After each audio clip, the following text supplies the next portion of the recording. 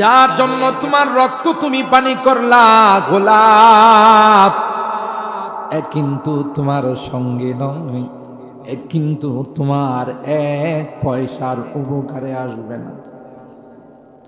ঠিক না বেটি? আরেকজনের বাড়িতে, আরেকজনের জমিতে, আরেকজনের জায়গাতে যদি তুমি সুন্দর বিল্ডিং বানাও, আজ নয় কাল এটা ভেঙে ফেলবে। সরকারি রাস্তায় যদি মার্কেট করে থাকবে না, ভাঙবে। কারণ এই জায়গাটা আমার নয়, এটা আরেকজনের জায়গা। জুড়ে বলুন ঠিক না বেটি? এই জন্য তো কবি বলেন, পরের জায়গা পরের জমি ঘর বানিয়ে আমি রই, পরের জায়গা পরের জমি ঘর বানিয়ে আমি রই, আমি তো সেই ঘরের মালিক নই।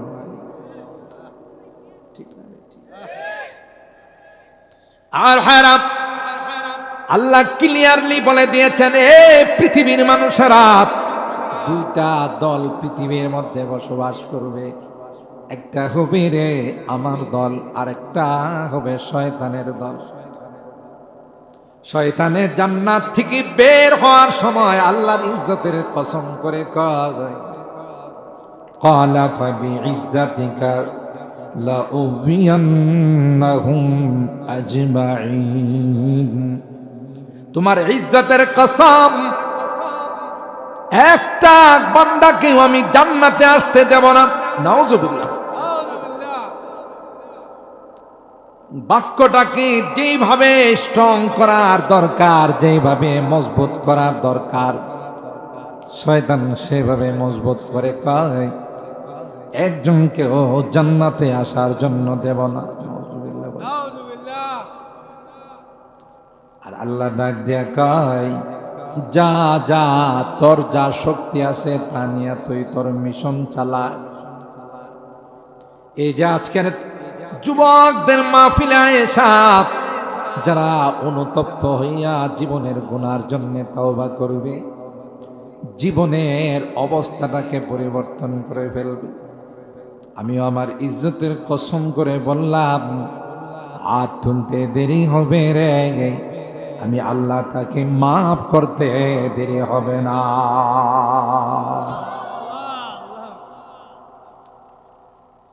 আমার ভাইরা, এই জন্য আল্লাহ কোরআনে কারীমের মধ্যে ক্লিয়ারলি জানাই দিয়েছেন, ইয়া আইয়ুহান নাস ইন্না ওয়াদাল্লাহি হাক্ক ফালা তাগুররান্নাকুমুল হায়াতুদ দুনিয়া ওয়ালা ইয়াগুররান্নাকুম বিল্লাহিল গারুর। হে পৃথিবীর মানব সকল, ওয়াদা দুই দিক থেকে হবে। একটা হবে আমার দিক থেকে, আর একটা হবে শয়তানের দিক থেকে। শয়তানে যত ওয়াদা করব সব ডাহা মিথ্যা, কারণ হের জন্মের মধ্যে দোষ আছে। সমাজের মধ্যে যদি কেউ খুব খারাপ হয়, দুষ্ট হয়, অনেকে কয় না যে মনে হয় একটু সমস্যা আছে, গোড়াতে সমস্যা আছে, জাতে সমস্যা আছে।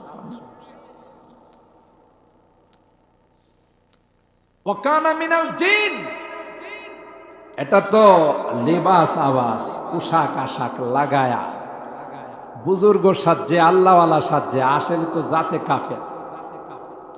শয়তান জাতে কি? কাফের। কিন্তু লম্বা জুব্বা লাগায়া, পাগড়ি পগড়ি লাগায়া বুঝাইছে যে আমি সবচেয়ে বড় বলি। আসলে এটা তার আসল পোশাক না, এটা ধোঁকা দেওয়ার পোশাক। এটা হলো শয়তানের আসল চরিত্র।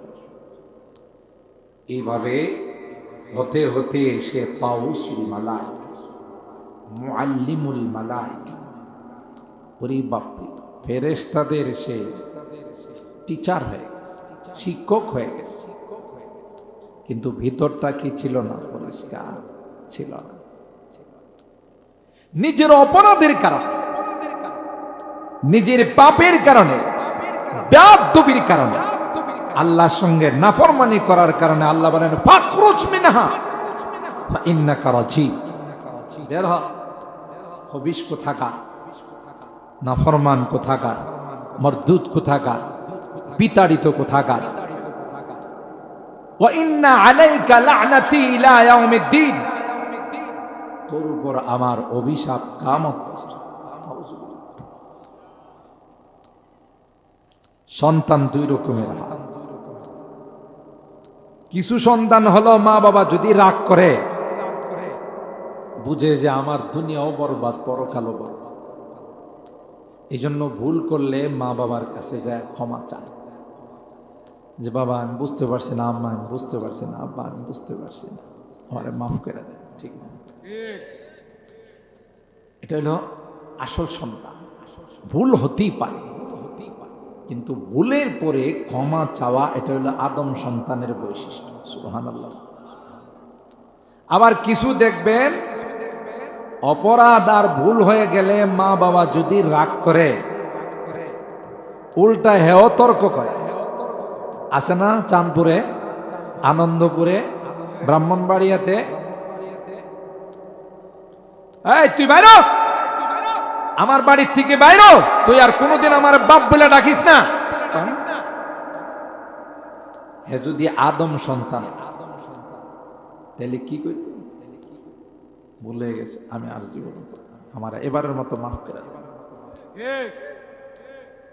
কিন্তু যখন উল্টা তর্ক করে, আবার মুখে মুখে কথা কয়, বোঝা গেল এটা শয়তানের চালা। হযরত আদম, আল্লাহ বললেন আদম হাওয়া তোমরা জান্নাতে থাকো, জান্নাতের যে কোনো ফল খাও, কোনো নিষেধ নাই রে, যেখানে ইচ্ছা সেখানে বিচরণ করো যাও, কিন্তু ওয়ালা তাকরাবা হাযিহিশ শাজারা ফাতাকুনা মিনাজ জালিমিন। ওই গাছটার ফল খাওয়া তো দূরের কথা, ওইটার ধারে কাছেও কিন্তু যাওয়া যাবে না। এখানে অনেক কাহিনী আছে, কারণ হযরতে আদমকে তো আল্লাহ জান্নাতের জন্য বানান নাই, দুনিয়ার জন্য বানাইছে। কোনো না কোনো অজুহাত দিয়ে তো আল্লাহ দুনিয়াতে পাঠাবেন। ঠিক না বেঠিক? এটার জন্য আল্লাহ বলেন সব খাও, কিন্তু এই গাছের কাছেও যেও না। আর আল্লাহ জানে না করলেও যাইব, না করলেও যাইব। মানুষকে যে জিনিসের প্রতি মানুষকে বারণ করা হয়, নিষেধ করা হয়, দেখবেন এটার প্রতি মানুষের আকর্ষণ বেশি থাকে। আমি যদি এখন আপনাদেরকে বলি যে আপনারা কেউ এখান থেকে বেরিবাদে যায়েন না, একটু সমস্যা আছে, একে একে দেখবেন আমারে ফালায় পুরা প্যান্ডেলটা খালি হয়ে গেছে। একজন আরেকজনকে বগিরি হুজুর জিতু খুশি হয়ে যাইতে না করছে, মনে কিছু শিক্ষায় বড় অজনম নেই কথা কয়। কি জন্য? এটা মানুষের স্বভাবগত ব্যাপার। যেই জিনিস নিষেধ করা হয় এটার প্রতি মানুষের আকর্ষণ। যদি এখন আমি আপনাদের মা বলি যে কালকে সকাল পর্যন্ত কেউ দারমা বাজারে যায় না, মজলিশপুর বাজারে কেউ যায় না, নৌকা একটা ভাড়া করলো, কয়েকজন যে বলছে হুজুর জিতু না করছে, ওখানে কি আছে একটু দিক। এটা হলো মানুষের সৃষ্টিগত স্বভাব। যেই জিনিস নিষেধ করা হয় ওইটার প্রতি মানুষের আকর্ষণ বেশি থাকে। কথা বলেন ঠিক কিনা? হযরত আদমকে আল্লাহ বললেন হে আদম সব খাও, কিন্তু এই গাছের ধারে কাছেও যেও না। এমনি তো তার মধ্যে একটা দুর্বলতা কাজ করে, সব খাইতে বলল, এটা কেন নিষেধ করলো? নিশ্চয়ই এখানে কোনো কিন্তু আছে। ইবলিস হযরত আদমকে সিজদা করে নাই, আল্লাহর হুকুম অমান্য করার কারণে আল্লাহ জান্নাত থেকে বের করে দিলেন। ইবলিস আল্লাহর কাছে শপথ করে আসে যে আদমের কারণে, যে হাওয়ার কারণে জান্নাত থেকে বের হলাম, এদের একজনকেও পুনরায় জান্নাতে আসতে দেব না। আর হায়রাম ধোঁকা দিয়ে হযরত আদম আর হাওয়াকে জান্নাত থেকে বের করে দিল। নাউজুবিল্লাহ, জোরে বলি। আসলে তো আল্লাহ জান্নাতের জন্য বানায় না, আল্লাহ তো আদমকে দুনিয়াতে পাঠাবেন। আর শুধু আদম আর হাওয়া না, ঘর গোষ্ঠী সবাইকে নিয়ে জান্নাতে যাবে। সুবহানাল্লাহ। এই জন্য আল্লাহ বলেন, ইয়া আইয়ুহান নাস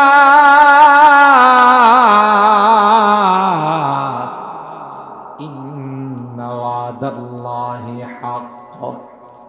হে মানব সকল, একদিক দিয়ে আমি আল্লাহ তোমাদের ওয়াদা করেছি রে, মিনাল বাসি ওয়াল হিসাবি ওয়াল জান্নাতি ওয়াস সিরাত ওয়াল মিজান। আমাদের মরার পরে কিন্তু আরেকটা জিন্দেগির সূচনা হবে। ওই জিন্দেগিটার নাম হলো বরজখের জিন্দেগি, কবরের জিন্দেগি। ঠিক না বেটি? মনে করবা না আমি মরে গেলাম, জিন্দেগি শেষ হয়ে গেল। সমাজে দেখবেন কেউ যদি অসুখে ভুগে, কেউ যদি কোনো কষ্টে থাকে, মাঝে মধ্যে কয়া বলে আল্লাহ আমারে মত দেয় না কিল্লে। সাবধান, এরকম বলবেন না, বরং বলবেন আল্লাহ আমার উপর যেভাবে খুশি আমিও সেইভাবে খুশি। তাইলে আপনি অসুস্থতার মধ্যে সবর করে, বিপদে সবর করে, ধৈর্য ধারণ করেও আপনি আল্লাহর জান্নাতের মেহমান হয়ে যাবে। ইন্নাল্লাহা মা'আস সাবিরিন, আল্লাহ ধৈর্যশীলদের সঙ্গে থাকেন। এই জন্যে এই কথা বলতে নাই যে আমার মৃত্যু হয় না কেন, সময় মতো হবে, এক সেকেন্ড আগেও নয়, আল্লাহর বিধান। কিন্তু আল্লাহ পাক আমাদের কি বলে দিলেন, এটা হলো ক্ষণস্থায়ী জিন্দেগি, চিরকাল এখানে থাকার জন্য আমি আল্লাহ পাঠাই না। কিন্তু তোমাদের সঙ্গে ওয়াদা করলাম, মিনাল বাথি 40 কদম তোমারে শুয়াইয়া এলাকার মানুষ আসতে দেরি হবে গো। মুনকার নাকির আয়সা তোমাকে ইন্টারভিউ নিতে, পরীক্ষা নিতে দেরি হবে না। কবরের মধ্যে বসাইবে আর বলবে তুমি যে এক জগৎ থেকে আরেক জগতে আসলা, দুনিয়ার জগৎ পাড়ি দিয়া পরকালের জগতে পা রাখলা, ভিসা লাগাইছনি, পাসপোর্ট আছে। বাংলাদেশ থেকে যদি ইন্ডিয়া যায়, বর্ডারের মধ্যে ধরবো না, সৌদি আরব গেলে, কুয়েত, কাতার, ইন্দোনেশিয়া, মালয়েশিয়া, তুমি তো এ দেশের নাগরিক নয়, তুমি এক দেশ থেকে আরেক দেশে আসলা, তোমার পাসপোর্ট কই, তোমার ভিসা কই? ঠিক কবরের মধ্যে রাখার পর দুইজন ইমিগ্রেশনের ফেরেশতা, দুইজন পুলিশ আসবে, যে পুলিশের নাম হলো মুনকার নাকির।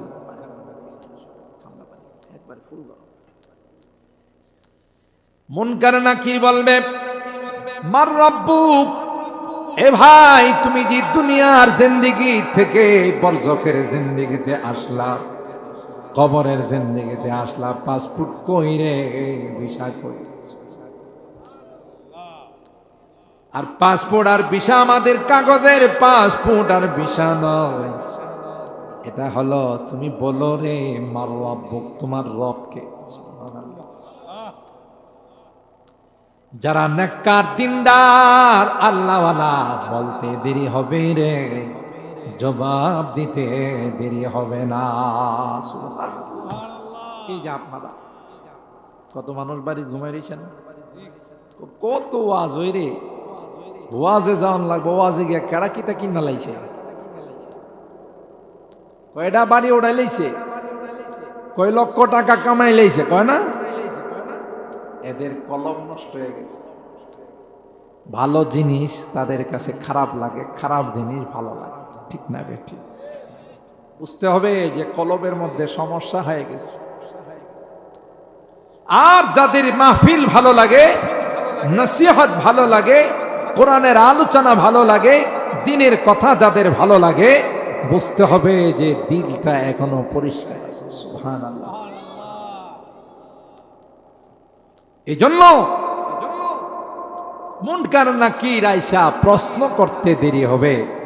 যারা শীতের মধ্যে ঠান্ডা পানি দিয়া উজু করে নামাজে গেছে, মাহফিলে বসে রয়েছে, কোরআনের কথা শুনছে, এরা মুনকার নাকির কইব, মিয়া বুঝো না, কম্বল বাদ দিয়া লেপ বাদ দিয়া যায় মাহফিলের নিচে বসে রয়েছি, ফ্লোরের মধ্যে, মাটির মধ্যে, তোমার এই প্রশ্নের জবাব দেওয়ার জন্য। মার রাব্বুক, যখন বলবে তোমার রব কে, জবাব দেবে রব্বি আল্লাহ, আমার রব আর কেউ নয়, আমার রব হলেন একমাত্র আল্লাহ। আপনারা আমারে প্রশ্ন করতে পারেন, হুজুর আমরা তো আনন্দপুরের মানুষ, শানপুরের মানুষ, আমরা তো বাংলা ছাড়া কিছু বুঝি না, আপনি বাংলা কইতাছেন, এই জন্য আমরা কিছু বুঝতেছি। ফেরেশতা যদি আমগো আরবিতে কয় তাহলে এটা তো বুঝবো না, কি কইতেছে না না কইতেছে, এটা কয় না, তখন আপনি আরবি বুঝবেন, আরবি কথাও কইতে পারবেন। সুবহানাল্লাহ। কে দিবেন এই শক্তি? এখন যে বাংলাতে কথা বলেন, এই শক্তি কে দিছে? আরবরা যে আরবিতে কথা কয়, কে দিছে? আমেরিকানরা যে ইংলিশে কথা কয়, এই শক্তি কে দিছে? ইন্ডিয়াওয়ালারা যে হিন্দিতে কথা কয়, এই শক্তি কে দিছে? পাকিস্তানওয়ালারা যে উর্দুতে কথা কয়, এই শক্তি কে দিছে? মানুষের ভাষা, মানুষের কথা বলার শক্তি কে দিছে? আর রহমান আল্লামাল কুরআন খালাকাল ইনসানা আল্লামাহুল বায়ান। আল্লাহ বলেন, আমি তোমাদেরকে শুধু বানিয়ে ছেড়ে দেই নাই, কে কোন ভাষায় কথা বলবা, কে কোন জুবান দিয়ে কথা বলবা, এটাও আমি আল্লাহ তোমাদেরকে শিখাইছি। ওয়ামিন আয়াতিহি খালকুস সামাওয়াতি ওয়াল আরদ ওয়াখতিলাফু আলসিনাতিকুম ওয়া আলওয়ানিকুম ইন্না ফি যালিকা লাআয়াতিন লিল আলিমিন। আল্লাহ বলেন, একরকম বানাই নাই। আজকের এই মাহফিলে যারা উপস্থিত হয়েছে, একজনের চেহারার সাথে আরেকজনের চেহারার মিল নাই, আছে? আঙ্গুলের ছাপ নেয় না দলিল করতে গেলে, আঙ্গুলের টিপ দেন, টিপ দেন, এটা বুঝেননি কি লাগে? এটা ইংলিশে বলে ফিঙ্গার, ফিঙ্গার চাপ। এই যে আমার বৃদ্ধ আঙ্গুলের যে দাগগুলো আছে, এটা পৃথিবীর কাহারোর সাথে মিলবে না। সুবহানাল্লাহ। কালকে কয়ে এই বেশকমটা কে করছে? এই জন্য যারা সিগনেচার করতে পারে না, তাদেরকে বলেন যে আপনি বৃদ্ধ আঙ্গুল দিয়া চাপ দেন, টিপ দেন। একটা মানুষের আঙ্গুলের সাথে আর একটা মানুষের আঙ্গুলের মিল নাই। এটা তো স্বাস্থ্যমন্ত্রী বানাইছে, হ্যাঁ? এফসিবিএস এফআরসিএস করা ডাক্তাররা বানাইছে, এমবিবিএস ডাক্তাররা বানাইছে। কে বানাইছে? আল্লাহ। আল্লাহ বলেন, গোলাপ একরকম করে বানাই নাই। একজনকে লম্বা, আরেকজনকে খাটো, একজনকে সুন্দর, আরেকজনকে কালো করে বানাইছি। কে বানাইছে? এটার মধ্যে দুনিয়ার কোনো মানুষের হাত নাই। আল্লাহ বলেন, আসমানটাকে বানাইলাম, জমিনটাকে বানাইলাম, গোটা আসমানের মধ্যে কোথাও কোনো রকমের পিলার নাই। জোরে বলুন ঠিক কিনা? পারবে দুনিয়ার কোনো মানুষ একটা সামিয়ানা বানাইতে পিলার ছাড়া? কথা বলেন। এ মুসলমান, খুব ভালো করে মনে রাখেন, আল্লাহ পাক রব্বুল আলামিন গোটা আসমানটাকে বানাইছেন, কোথাও একটা পিলারও নাই। জোরে বলুন সুবহানাল্লাহ।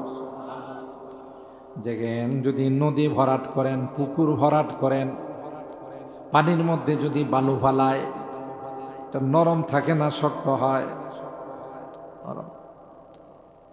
আস্তে আস্তে যখন শুকায়, তখন আস্তে আস্তে এটা শক্ত হয়।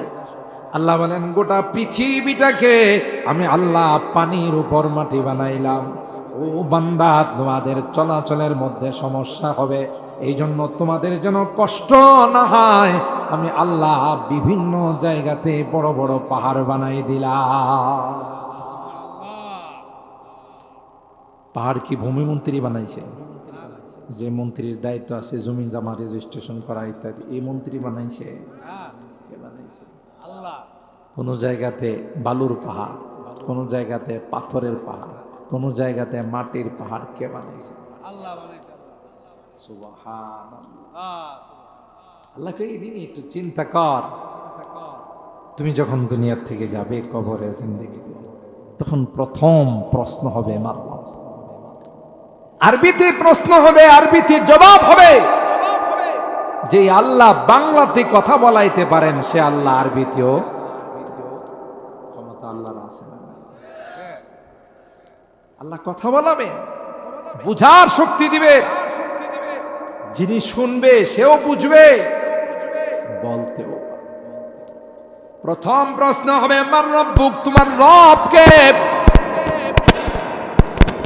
যারা ইমানদার নেককার, যারা কষ্ট করে নামাজ পড়ে রোজা রাখে, কোরআনের মাহফিলের মধ্যে আসে, সাথে সাথে বলবে রব্বি আল্লাহ, আমার রব আর কে নয় রে, আমার রব হলেন আল্লাহ।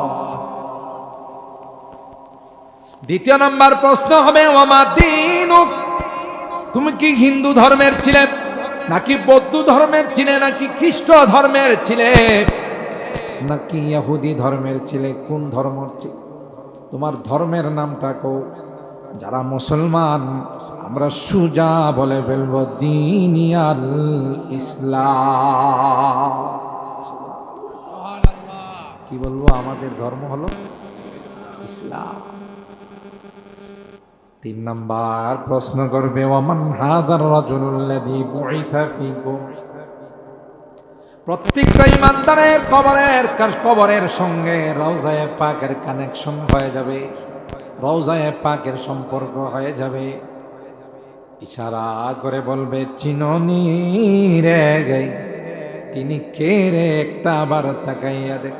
আল্লাহর কসম, যারা পয়গম্বরের সুন্নতের অনুসরণ করছে, আল্লাহর পয়গম্বরের দিন যারা মানছে, তারা দেখতে দেরি হবে আর বলতে দেরি হবে না, তিনি আর কেউ নন, তিনি হলেন আমার প্যারা নবী মুহাম্মাদুর রাসূলুল্লাহ সাল্লাল্লাহু আলাইহি ওয়াসাল্লাম। এবার ফেরেশতারা বলবে ওকে, ঠিক আছে, তোমার ইমিগ্রেশন পরীক্ষায় তুমি পাস। সুবহানাল্লাহ বলে। রেজাল্ট দিতে দেরি হবে, আসমানের মালিক ডাক দিতে দেরি হবে না। ওয়ানাদা মুনাদিন মিনাস সামা আন সাদাকা আবদি, আমার বান্দা আমার বান্দি ইন্টারভিউর মধ্যে 1 নাম্বার করছে। সুবহানাল্লাহ। ফেরেশতাদের আল্লাহ ডাক দিয়া বলবে ফেরেশতারা, এই আনন্দপুরের মানুষ, চাঁদপুরের মানুষগুলো বড় নিষ্ঠুর রে, বড় নির্দয় রে, বড় পাষাণ হৃদয়ের মালিক। এরা তাদের আপনজন কি শীতের মধ্যে মাটির নিচে কোনো বিছানা দেয় না, গাই কোনো রকমের কোনো লেপ তুষক দেয় নাই। কথা বলুন ঠিক না? খালি মাটির মধ্যে তাকে শোয়াই দেয়া চলে গেছে। তাই দেরি করো না, আমার বান্দা পরীক্ষায় যেহেতু পাস, আমার বান্দাকে জান্নাতি গালিচা বিছাই দাও।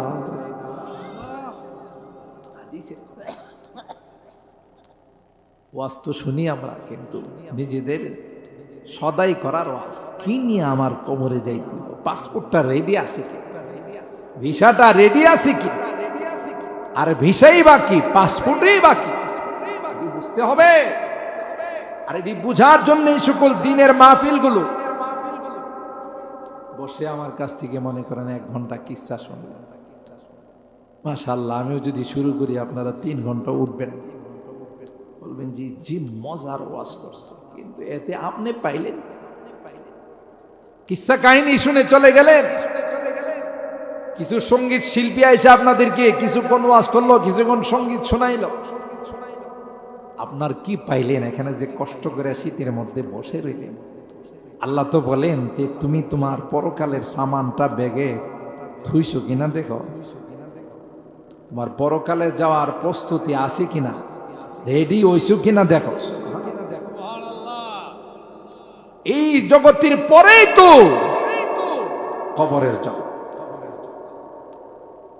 কবরের জগৎটা বড় কঠিন জগৎ। হযরত উসমান ইবনে আফফান রাদিয়াল্লাহু তাআলা আনহু, যাকে যিন্নুরাইন বলা হয়, দুই নূরওয়ালা, আল্লাহর হাবিবের দুই মেয়েকে একজন মারা যাওয়ার পর আরেকজনকে বিয়ে করেছিলেন। এই জন্য তাকে দুই নূর পয়গম্বরের দুইজন কলিজার টুকরাকে বিয়ে করেছেন। আল্লাহর নবীর দুইজন জান্নাতি মেয়েকে বিয়ে করেছেন।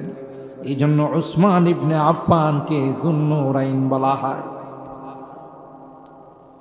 আল্লাহর হাবিব এত ভালোবাসতেন উসমানকে, ডাক দিয়া কর, আমার যদি আরেকটা মেয়ে থাকতো রে, উসমানের মতো এত নেককার জামাইয়ের কাছে আরেকটা মেয়ে বিয়ে দিত। উসমান ইবনে আফফান অনেক ধনী সাহাবী ছিলেন, নিজের সম্পদ সব আল্লাহর রাস্তায় বিলিয়ে দিয়েছেন। বুখারী শরীফের মধ্যে আসে, সাহাবায়ে কেরাম পানি পান করার জন্য কিছু পান না। ইহুদির একটা কুয়া আছে, 400 দিরহাম দিয়ে কিনা লাগে। ও ভাই, তখনকার 400 দিরহাম এখনকার 400 কোটি। আল্লাহর হাবিব বললেন, কে আছো? এই কুয়াটা আমার সাহাবীদের জন্য কিনে দিবা, আমি তার জন্য জান্নাতের ওয়াদা দিলাম। জোরে সুবহানাল্লাহ। উসমান দাঁড়াইয়া কয়, লাব্বাইক ওয়া সাদাইক ইয়া রাসূলুল্লাহ।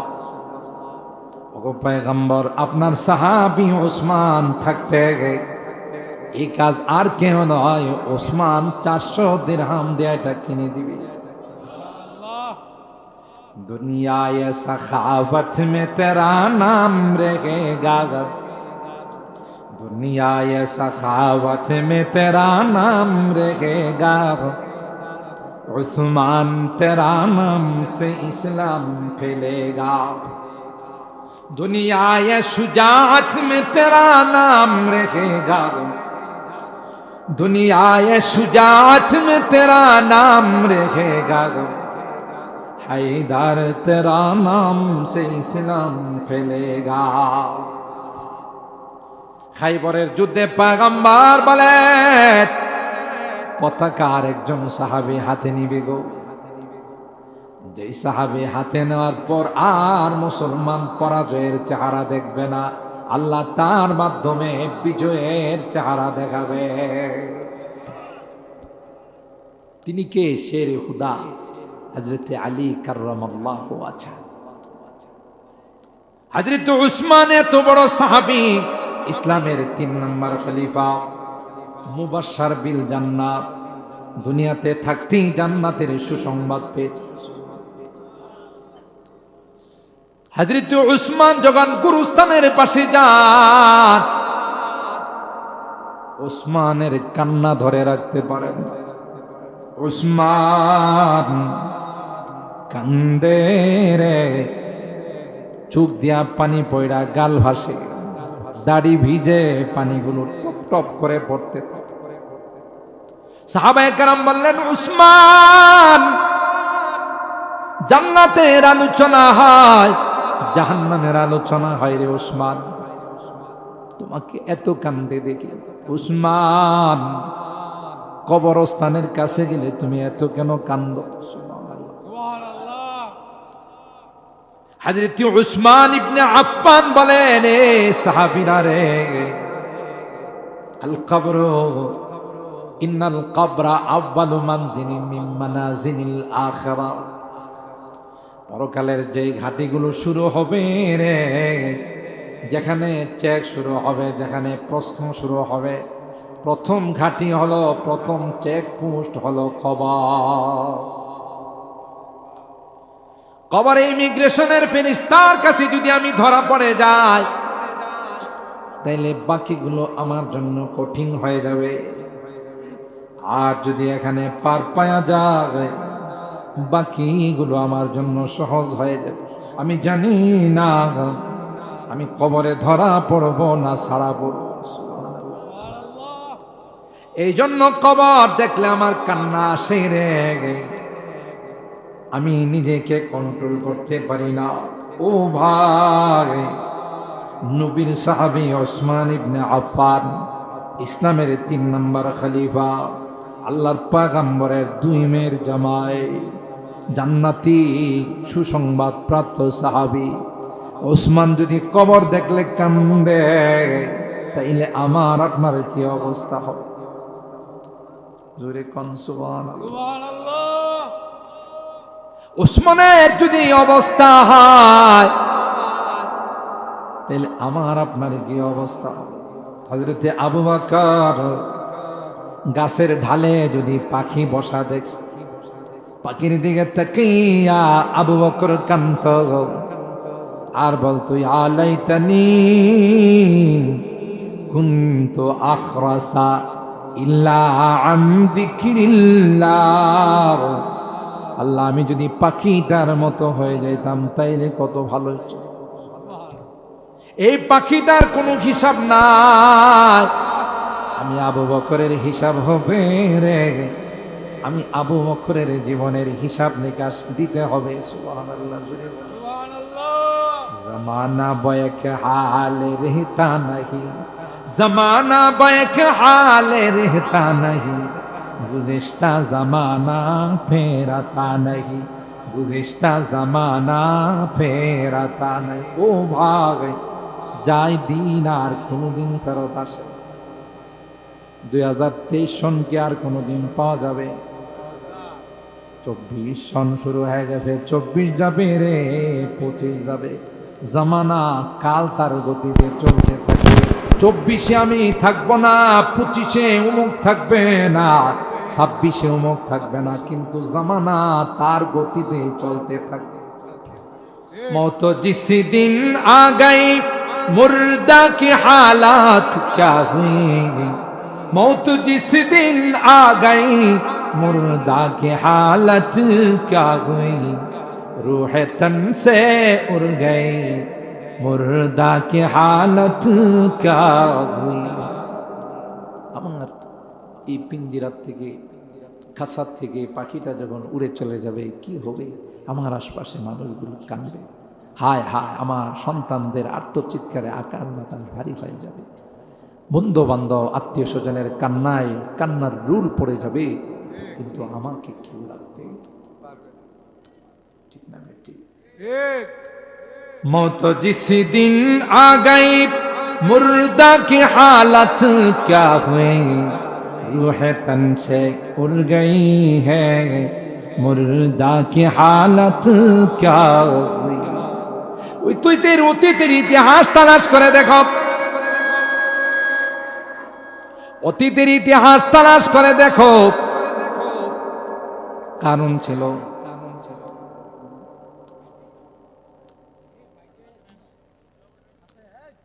আল্লাহ, ঠিক আছে আল্লাহ, হ্যাঁ ঠিক আছে। কারণ ছিল, হামান ছিল, নমরুদ ছিল, ছোটখাটো ছিল না, বড় ছিল, ঠিক আছে। পাওয়ারফুল ছিল না, শক্তিশালী ছিল না, আছে না গেছে। কুজা কারুন, কুজা ফিরআউন, কুজা নমরুদ, শুধু হামান, কুজা শওকতে শাহ, কুজা তখতে সুলাইমানি। कैसे कैसे ताजदारा बादशाह चल बसे, ओ खजीना बाला खाना शान शौकत क्या हुई। সব চলে। মোহতারাম হাজিরি, সময় শর্ট, আমি শব্দটার উপর আলোচনা শুরু করছি যে আজকের এই মাহফিল আনন্দপুর উত্তরপাড়া হিজবুল্লাহ অত্যন্ত চমৎকার একটি শব্দ, অত্যন্ত সুন্দর একটি শব্দ। পৃথিবীতে আমরাও চাই কিয়ামত পর্যন্ত আল্লাহর দলের হয়ে থাকবো, ঠিক না বেঠিক? কার দলের হব না? বলুন বলুন, কার দলের?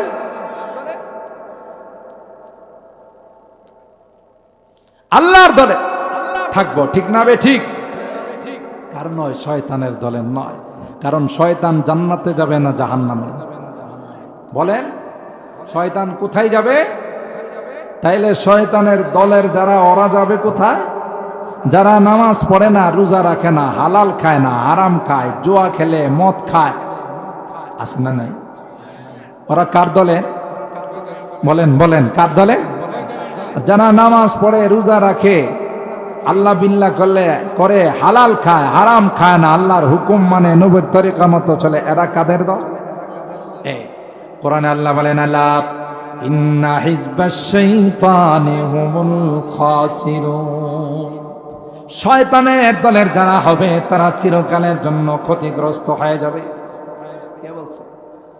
আল্লাহ, ইন্না হিজবাল্লাহি হুমুল মুফলিহুন, আর যারা আল্লাহর দলের হবে, আল্লাহর কথা মতো চলবে। আল্লাহ বলেন, দুনিয়ার জিন্দেগিটা আমার কথা মতে চলো, আমার পয়গম্বরের তরিকা মতো চলো, পরকালের জিন্দেগিটা তোমার মতো করে তুমি চলবা, তোমার কোনো কিছুর অভাব হবে না, ঠিক না বেঠিক?